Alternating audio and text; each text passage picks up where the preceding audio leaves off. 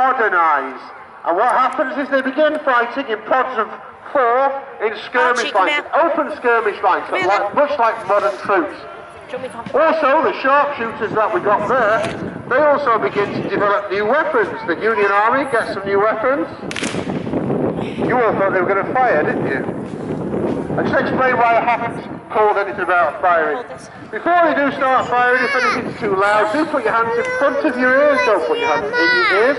In front of your ears and keep your mouth open. And that will allow any pressure waves generated by any bangs to go through your head. That's universal. So these are still loaded exactly the same way as the muskets you saw in the Napoleonic, with one exception. We're not priming the pan because these aren't flintlocks.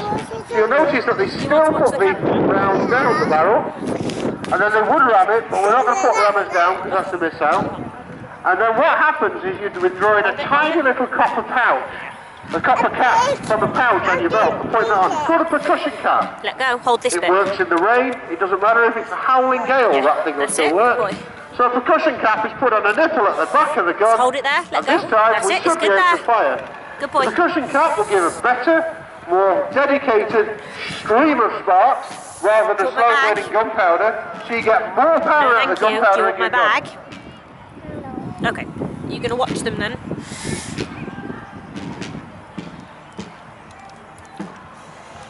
Many of you will be asking, well, why haven't I never heard of percussion caps? Well, percussion caps gave us several things. Percussion caps are very useful. The first thing that a percussion cap enables is a revolver. You can have all of a sudden a multi-chambered weapon because you've got a percussion cap on the back of every chamber. Still muzzle loading, still have to load into each chamber individually, but it enables that. So why am I not hearing about percussion caps? Because the other thing that they're going to get is breech-loading guns. And then somebody says, why don't I just put the percussion cap on the back of the cartridge? And the modern gun is born. And the era of the percussion cap gun is a mere 50 to 60 years.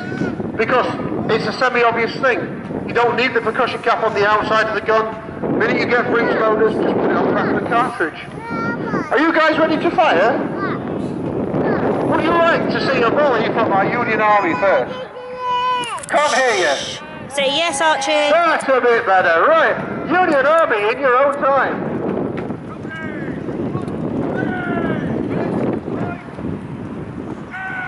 If it goes right, it should sound like one gun. Well, what actually happened there was that was a hang fire. It didn't ignite cleanly, which is why you saw the flames coming out. So we'll see if they can do a better one in a minute, but I think our Confederates, they think they can do the best volley, is that right? Let go of that, please. Just steady, you're noisier than the audience. And do you think the Confederates can do the best volley? Ooh. Let go of the rope, Archie, you don't play on the rope, we know that. Wait, no. Private first. Go on then. I'll hold bunny, but you don't play the rope. You watch them firing. What he said was priming first. So again, this time all you're going to hear is the percussion caps. They do this just to blow through the barrels to make sure there's nothing in the percussion caps since last time they were fired. So now we're going to load.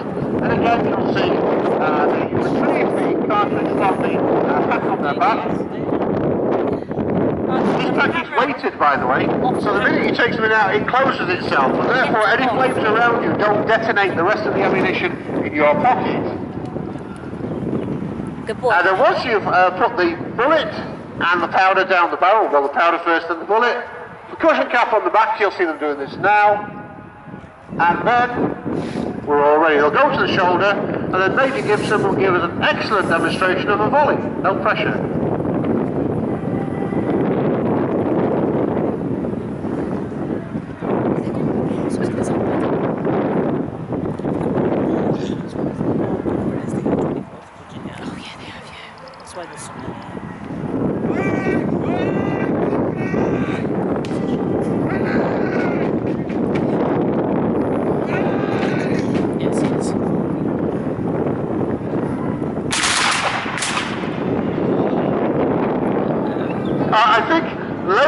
I think our Union think their volley was better.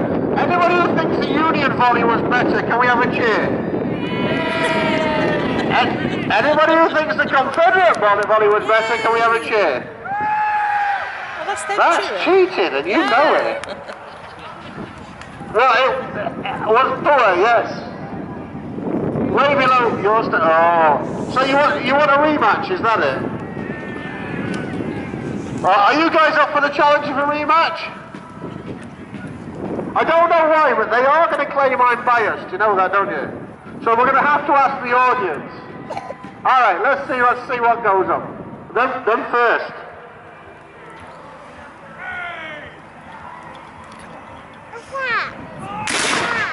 Oh, please that!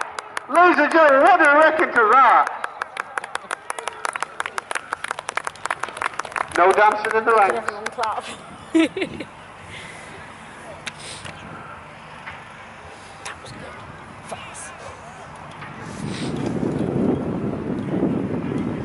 Oh, he's pep talking now. He knows this is game on. That was exactly how it should sound, by the way.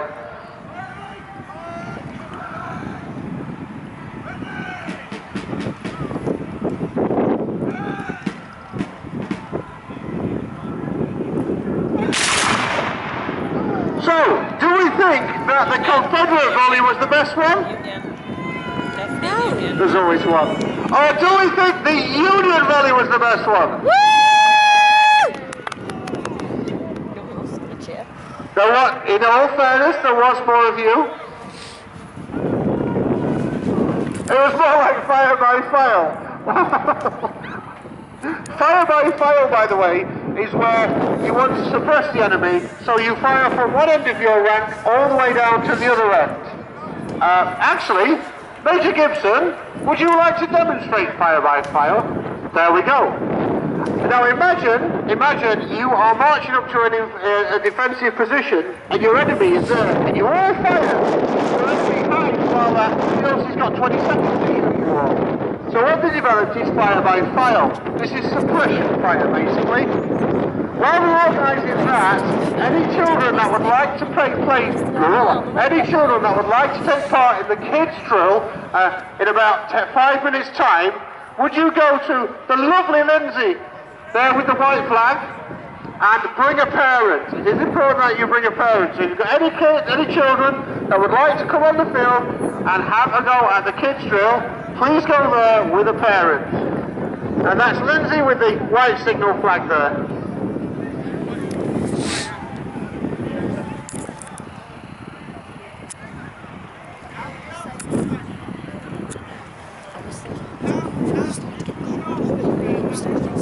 What hand? Oh, you can go first. Wipe your nose on here, please. We're then going to show you a little bit about a development that occurred during the American Civil War. I briefly mentioned how this is the gateway from modern guns to percussion caps on the back of bullets, and I'm going to show you the difference that a breech-loading rifle is going to make. First of all, let's do fire by fire.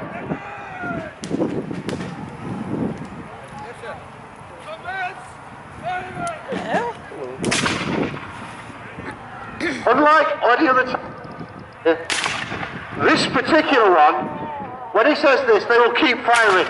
And this nice steady fire goes on. You notice that the first man is already reloaded. When you've got 100 men, it actually means that you'll have 3 waves of fire going on at any time. And you'll have a nice steady bam, bam, bam going on. So it's a second misfire. No. The corporal was second in. Okay, you see, they've just stopped it because we're going to do something else in a minute. Now, let's show you a little bit about what's going on. Can I have my sharps and can I have my Enfield? No. Are you doing 5x5 at the end of them? Oh, God, they want to do 5x5 too, okay. They're all having problems. Powder's down. So, here we go. 5x5 from the Union Army.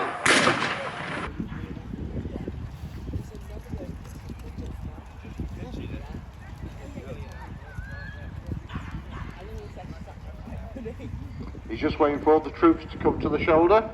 So here we are, ladies and gentlemen, the American Civil War Society doing a volley.